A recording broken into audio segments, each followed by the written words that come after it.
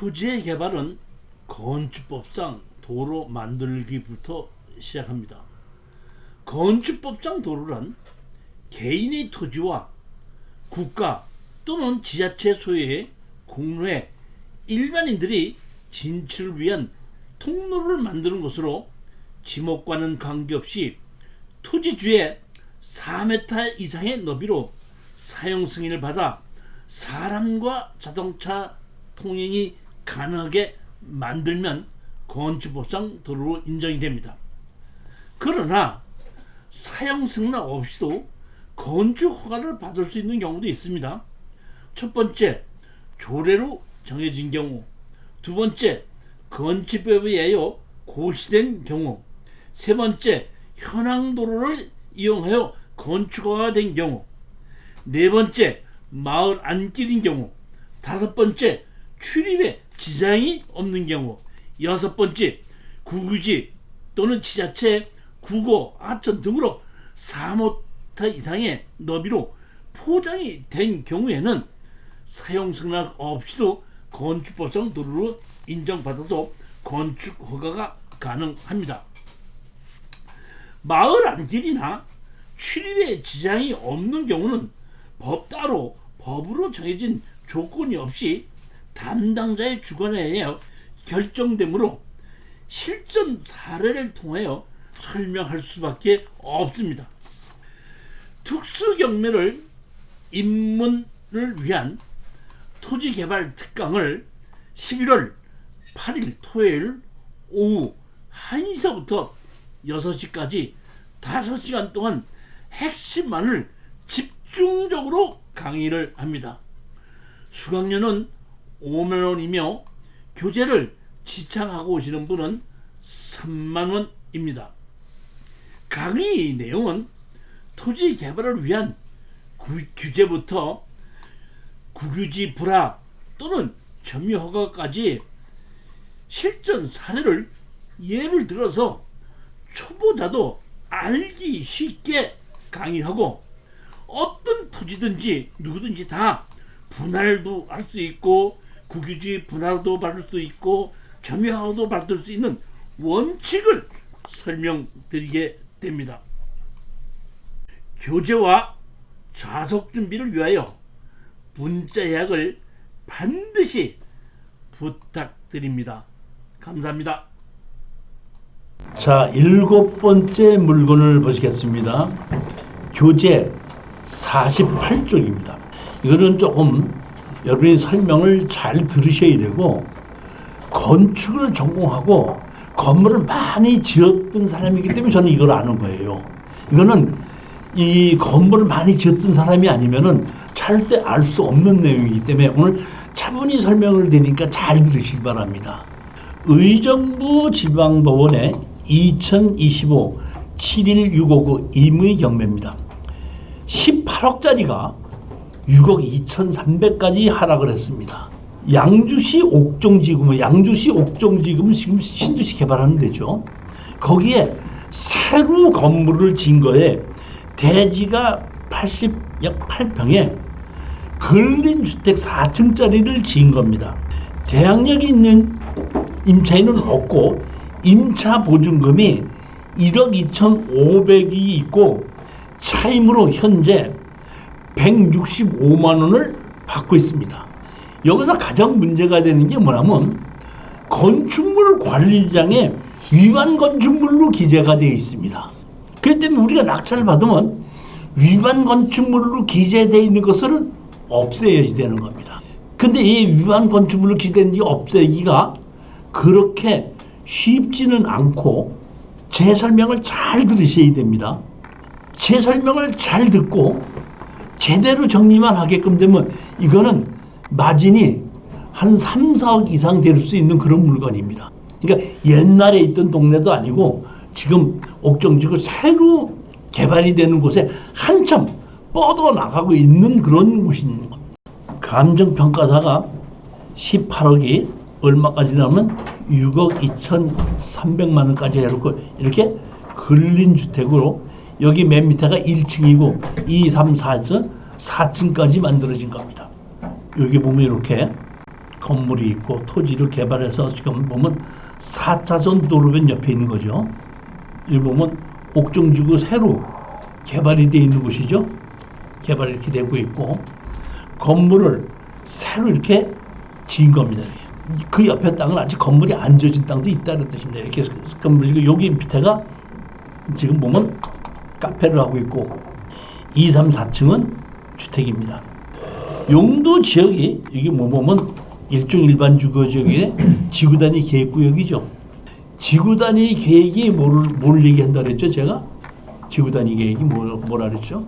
지구 단위 계획은 김대중 정부 때서부터 사람이 사는데 주택만 아니라 기반시설이 같이 만들어져야 된다. 그리고 기반시설까지 다 계획을 같이 해서 만들어지는 것이 뭐야? 지구단위 계획인데 이 옥정지구 이게 뭐야? 지구단위 계획에 의해서 결정돼 가지고 집이 지어진 겁니다. 건축물 관리장에 여기 보면 뭘로 돼 있죠? 위반 건축물 이렇게 돼 있죠. 여기 보면 1층, 2층, 3층, 4층인데 1층은 근린생활시설로 돼 있죠. 거기 위에는 뭐야? 2, 3, 4는 다가구 주택으로 돼 있습니다. 위반 건축물 이렇게 돼 있습니다. 그럼 위반 건축물이 뭘로 돼 있느냐? 자, 여기 보십시오. 위반 건축물이 뭐게? 건축과 2023년 3월 27일에 이거 위반 건축물 등재, 위반 내용, 불법 대수선. 불법 대수선이 뭐죠? 불법 대수선이 뭐죠? 허가를 받지 않고 내부를 변경시켰다 이런 뜻입니다. 그러면 원래 내부를 변경시키는 것에 대해서 크게 건축법상 건폐율과 용적률이 맞기 때문에 위반될 게 없는 겁니다. 내부는. 그러니까 달아냈든지 불법으로 다가구를 뭘 바꿨다든지 다른 용도로 사용하고 있을 때는 위반 건축물인데 이거는 내부를 고쳤는데 불법 건축물로 등재가 됐다. 이거는 일반적인 위반 내용이 다른 거하고 다른 거예요. 자, 보십시오. 여기 보면 여기 건축물 관리장에 보면 단독주택하고 호구 가구수 세대 이렇게 넣는 것이 있죠. 즉 이 얘기는 뭐냐면 지구 단위 계획에 의해서 여기에 다가구를 질 수 있는데 제가 알고 있기로는 아마 지구 단위 계획에 5가구 이상은 만들지 못한다 아마 이렇게 돼 있을 겁니다. 지구 단위 계획할 때 그렇게 정해졌을 거예요.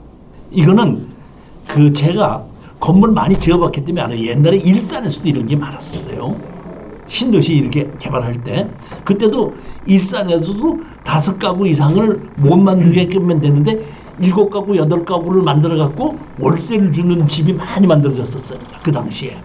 그래갖고 일부러 우리가 설계를 할 때 준공을 받고 나면은 문이 없었는데 준공을 받고는 문이 있는데 석고보드를 접어놓고 벽을 만들어 놓고 준공을 받는 거예요. 5가구로. 그래놓고 준공 받아놓고서 터버리면 문이 생겨갖고 방을 갈라버리면서 7가구가 되는 거야. 이해가셨죠? 그러니까 지구 단위 계획에서는 그렇게 가구 수까지도 조정한다는 게 높이도 조정하고 지구 단위에서는 색깔도 조정해요. 그 모든 걸 다 조정, 도로의 넓이까지 다 결정을 해갖고 여기는 어떤 걸로 건물 지어라, 가구 수는 무슨 몇 가구를 지어라 여기까지 규제가 되는 게 지구 단위예요. 제가 이거를 한번 조사를 해봤습니다. 이렇게 조사하는 것도 여러분들도 할 수 있어야 돼요. 이게 나만 해요, 여러분도 해요. 방법만 알면 누구든지 다 하는 거예요. 저는 이렇게 들어가서 여기 찾아본 겁니다. 이렇게 찾아봤더니 양주 신도시 옥정지구 개발 사업 이렇게 됐죠. 25년 6월 30일 날 돼 있죠. 그렇죠? 이게 옥정지구에 이렇게 지구단위 계획 자체에 나온 게 있습니다. 지구단위 시행 지침 23조 건축물의 용도, 건폐율, 용적률, 높이, 가구수 등 이렇게 있죠. 가구수도 나와 있죠. 지구단위 시행 지침이 양주시 옥정지구 지구단위 시행 지침이 있지 않습니까? 여기에 보면 건축물의 용도, 건폐율, 용적률, 높이, 가구수 등을 규제를 하는 겁니다. 그리고 맨 밑에 이주자 택지명 필지 합병의 경우 당초 한 개 필지 당 가구수를 적용해야 한다. 다시 말하면 가구수를 넘기면 안 돼. 지구단위 계획에 의해서 결정된 곳에 집을 질 때, 다가구 주택을 질 때 가구수를 넘기면 안 된다. 이렇게 정해져 있다는 뜻입니다. 근데 제가 보기엔 이건 5가구라고 보는 겁니다. 대부분이 5가구예요. 그 이상은 넘지 못하게끔 만드는 것이. 자, 그래서 제가 평면도를 봤습니다. 여러분들도 이렇게 지구단위 계획 이런 거 사업 들어가는 거, 이 지구단위에 대한 시행 규칙이 있는 거, 그다음에 이렇게 도면 보는 거, 이게 다 제가 어디서 강의한다 그랬죠? 토지개발. 그러니까 11월 8일 날 5시간 강의한다 그랬죠? 얼마 받고? 5만 원 받고, 교재가 있으면 3만 원, 없으면 5만 원. 5시간은 제가 다 설명을 드리는 거예요. 이렇게 찾아 들어가는 거를. 자, 저는 건축을 전공했기 때문에 이게 찾아 들어가는 게 별로 안 어렵고 누가 나한테 가르쳐 준 사람도 없어요. 그렇지만 저는 건축을 전공을 하고 건축 짓는 이런 다가구 짓는 집을 내가 사업을 해봤었기 때문에 아는 거예요. 그 옛날에 이게 일산에서 내가 이런 집을 졌어 이렇게 했던 게 기억이 나는 거예요. 그래서 제가 아는 거예요, 이거를. 자, 여기 보면 1층이 몇 가구로 돼 있죠? 2가구 돼 있죠? 돼 있죠? 그리고 여기 보면 2층하고 3층인데 여기 이렇게 보면 계단이 있죠. 계단이 있다는 얘기는 요게 2층하고 3층을 3개씩 만들어 놨는데 설계상으로는 실내 계단을 만들어서 복층을 만들어 놨어. 도면으로는 그러는 거야. 도면으로는. 근데 제가 판단하기에는 그렇지 않고 아마 이거를 별도로 계단 막아버리고 3층은 따로 4층 따로 아마 그런 식으로 월세를 줬을 걸로 알고 있습니다. 제가 판단하기엔 이게 현장 가보지 않았지만은 제가 도면을 자세히 보니까 실내에 복층으로 만들어놨단 말이에요. 계단 복층으로 만들었는데 계단 없애버리면 되죠. 그러면 위층 들어가고 3층대로 들어가고 4층대로 들어갈 수 있잖아요. 그렇게 해서 5가구를 8가구를 만들어 놓은 게 아닌가 싶은 생각이 들어요. 그래갖고 월세를 준 게 아닌가 싶은 생각이 듭니다. 그러면 우리는 제일 먼저 아셔야 될 것이 건축법에 의해서 위반 건축물 이렇게 돼 있죠. 건축법에 무허가 건물도 위반 건축물이 아니야. 무허가 건물은 위반이 아니야. 왜? 무허가로 줬으니까. 그러면 건축물 관리장이 있을 때는 이렇게 위반 건축물인데 건축물 관리장이 없으니까 건축물 관리장 못하고 당신은 이 무허가 건물을 철거하라고 계고가 나오는 거죠. 근데 공소시효가 얼마? 5년입니다. 그럼 공소시효가 끝나는 거면 그거는 그 검찰에서 고소하는 것이 공소시효가 그렇지 않고 공무원이 공무원법에 의해서 다시 이행강제금을 질 수 있는데 그게 뭐예요? 5년입니다. 자, 그런데 여기 보면 이렇게 건축물 관리장의 위반 건축물로 지정이 되어 있는 것은 공소시효가 없습니다. 그건 곧 원칙으로 고치지 않으면 안 되는 겁니다. 그러니까 고칠 때까지 이행강제금이 계속 나오는 거예요. 시정명령을 이행하지 않으면 단곡회 이행강제금을 부과한다. 이렇게 나온다. 자, 그런데 여기 보면 위반 건축물에 대한 조치는 뭐냐면 이행강제금이죠. 여기 보면 80조에 뭐가 있죠? 이행강제금이 있죠. 이행강제금을 내는 겁니다. 그러면 위반 건축물이라는 걸 정상적으로 회복되고 건축물 관리장의 그 위반 건축물이 없어질 때까지는 계속 내야 되는데, 자, 80조에 2 보면 뭐가 있죠? 이행강제금 부과에 관한 특례 있죠. 뭐 허가권자는 제80조에 따른 이행강제금을 다음각호에 정하는 바에 따라 감정할 수 있다, 깎아줄 수 있다는 얘기입니다. 그러니까 원래 깎아줄 수 있다. 언제 깎아주느냐? 위반 행위 후 소유권이 변경된 경우, 건물 주인이 바뀐 경우에 깎아준다 이런 얘기입니다. 제1항 때 6호에서 제6호까지 이 경우에 얼마를 깎아준다? 100분의 75. 75%를 깎아주기 때문에 25%를 내는 겁니다. 깎아줘요. 그러니까 일단은 내가 이거를 낙찰을 받아서 예전에 1,000만 원이 이행강제금이 나왔다 그러면 이제부터 나는 바뀌면서 250만 원을 내는 겁니다. 예전에 일부 보면 이런 거를 보면 월세가 많이 나오다 보니까 월세를 방을 늘려놓고 월세 받는 게 이행강제금 내는 것보다 더 많이 들어오니까 그냥 월세 들어오는 거하고 버티는 경우도 있었습니다. 그러면 이게 100분의 75다 보니까 25%만 내면 되는 겁니다. 근데 여기서 가장 중요한 것이 뭐냐면은 이미 옛날 주인이 이행강제금을 1,000만 원 안 냈다 이거예요. 옛날 주인이. 그러면 우리 낙찰을 받지 않습니까? 그러면 내가 새로 주인이 됐을 때 깎아준다는 얘기고 옛날 주인은 그 겉에는 그대로 넘어와요. 그러니까 내가 낙찰 받기 전에 이미 먼저 주인이 1,000만 원 안 낸 게 있다. 그럼 내가 1,000만 원 내고 이제부터 250만 원 내는 거예요. 그러니까 제일 먼저 가서 알아봐야 될 것이 뭐냐면 제가 얘기한 대로 가구 수가 변경돼서 했는지를 건축가에서 물어보면 되는 겁니다. 그 다음에 두 번째, 먼저 주인이 이행강제금 안 낸 게 얼마인지 알아보면 되는 겁니다. 두 가지가 확인이 되는 겁니다. 여기 보면 권리분석이 뭘로 돼 있죠? 14억 7,600만 원이 돼 있고 12억을 청구를 했죠.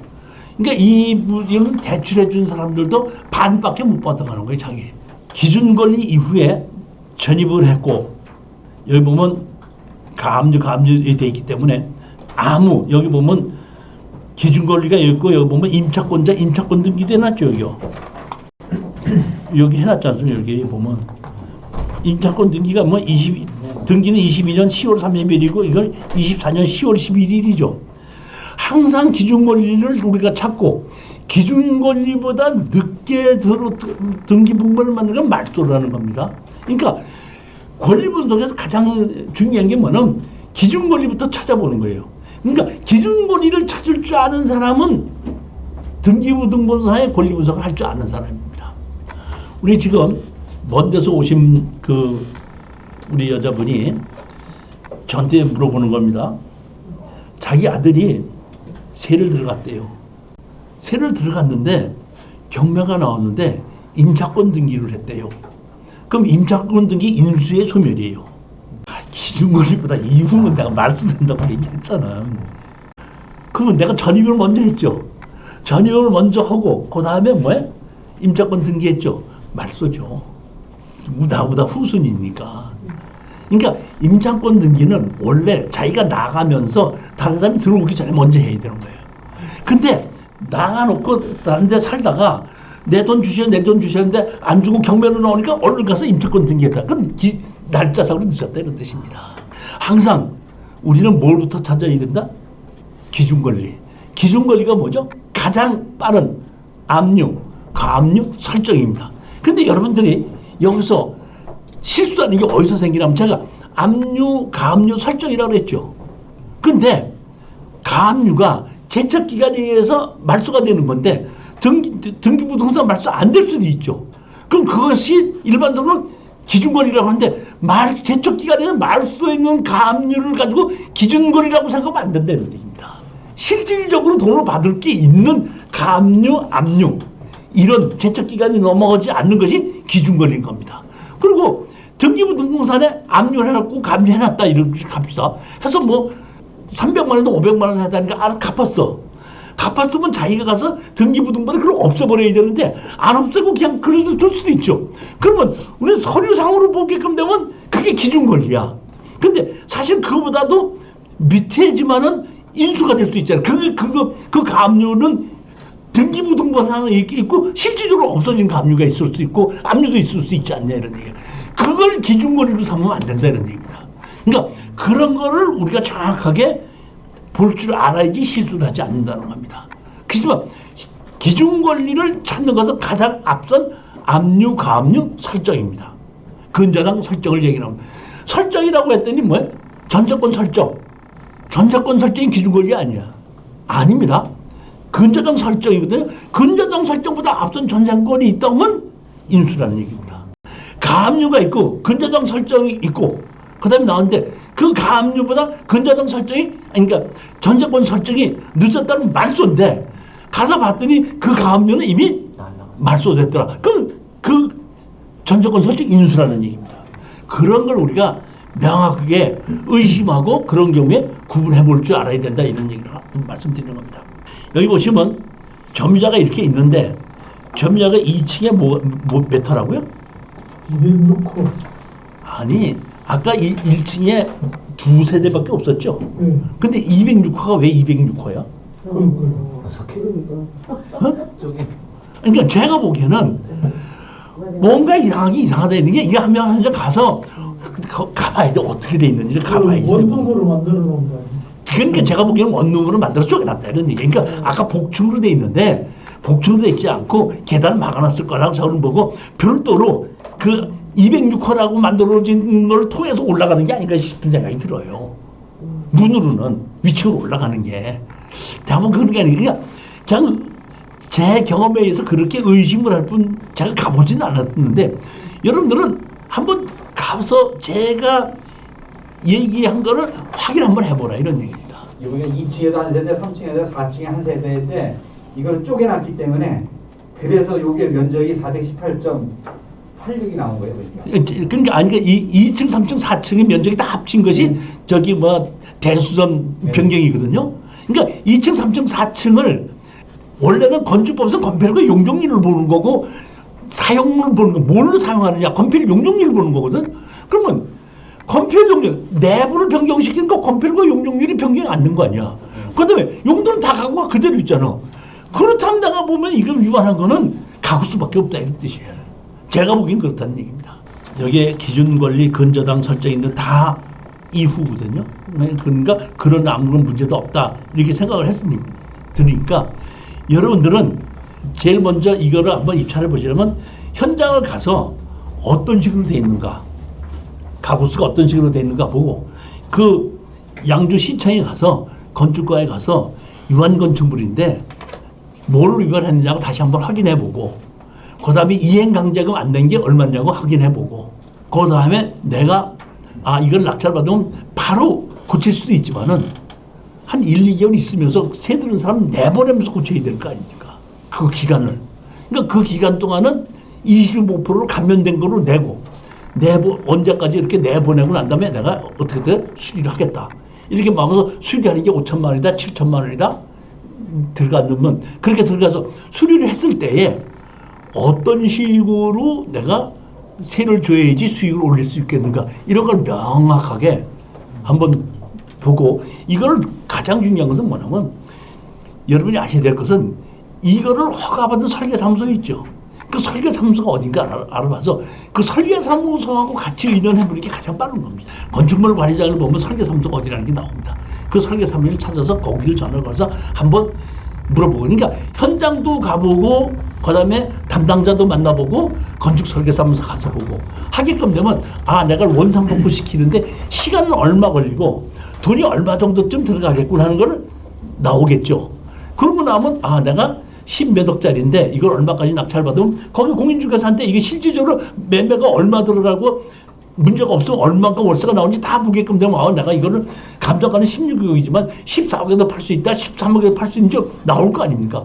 나오고 내가 이걸 다 해결하는 돈이 얼마 들어간다는 게 나오게끔 되면은 얼마 정도의 입찰 들어가면 얼마의 수익이 생기다는 걸 본인이 계산할 수가 있어야 되는데 저한테다가 또 교수님 이거 내가 탐이 나는데 얼마 입찰 들어갈 거예요. 그러면 내 강의를 이해를 못한 거예요. 그거는.